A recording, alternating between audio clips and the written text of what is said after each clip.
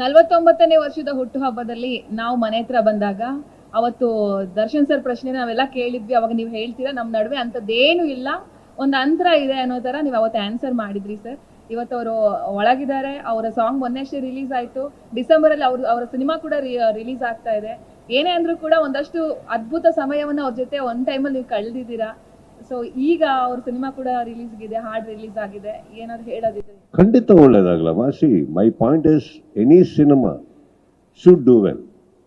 Okay, ನಾನು ಈಗ last ಟೈಮೇ ಹೇಳಿದೆ, ವಿಚಾರ ಬಂದಾಗ ಅವ್ರ ನೋವುಗಳು ಅವ್ರಿಗೆ ಇರ್ತವೆ, ಅವ್ರ ಫ್ಯಾನ್ಸಿಗೆ ಅವ್ರ ನೋವು ಇರ್ತಾರೆ ಅಂದಾಗ ನಾವು ಮಾತಾಡೋದು ತಪ್ಪಾಗುತ್ತೆ. ಸರ್ಕಾರ ಕಾನೂನು ಅಂತ ಬಂದಾಗ ಅವ್ರು ಏನು ಮಾಡಬೇಕು ಅವ್ರು ಮಾಡ್ತಾ ಇರ್ತಾರೆ, ಅದಕ್ಕೂ ನಾವು ಅಡ್ಡ ಬರಬಾರ್ದು. ತಪ್ಪು ಸರಿ ಅಲ್ಲಿ ನಿರ್ಧಾರ ಆಗುತ್ತೆ, ಹಾಗಂತ ಅವರು ಏನು ಕೈ ಕಟ್ಕೊಂಡು ಕೂತಿರಲ್ಲ, ಎಲ್ಲ ಮಾಡ್ತಾ ಇರ್ತಾರೆ. ನಾನು ಕೆಲವುದಕ್ಕೆ ಯಾಕೆ ತಲೆ ಹಾಕಕ್ಕೆ ಹೋಗಲ್ಲ ಅಂದರೆ, ಒಂದು ವೈಯಕ್ತಿಕವಾಗಿ ನನಗೆ ಇಂಟ್ರೆಸ್ಟ್ ಇಲ್ಲ ಯಾರದೇ ವಿಚಾರ ತಲೆ ಹಾಕಕ್ಕೆ. ಎರಡನೇದು, ನಾವು ಮಾತಾಡೋದು ಕೆಲವು ವಿಚಾರ ಅದಿನ್ನೂ ಕೆಡಿಸುತ್ತೆ ವಿಚಾರಗಳನ್ನು. ಇದನ್ನು ಅರ್ಥ ಮಾಡ್ಕೊಂಡ್ರೆ I think it's better.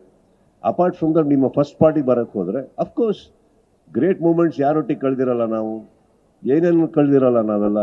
But ಆಮೇಲೆ ಯಾವ ಕಾರಣಕ್ಕೆ ಹಿಂಗಾಗಿರ್ತೀವಿ, ಆ ಕಾರಣ ಯಾರಿಗೂ ಬೇಕಾಗಲ್ಲ, ನಮಗೆ ಗೊತ್ತಿರುತ್ತೆ. ಗೊತ್ತಿದ್ದಾಗ ಏನಾಗುತ್ತೆ, ನಾನು ನಿಮಗೊಂದು ಒಳ್ಳೆ ಉದಾಹರಣೆನೂ ಕೊಟ್ಟೆ.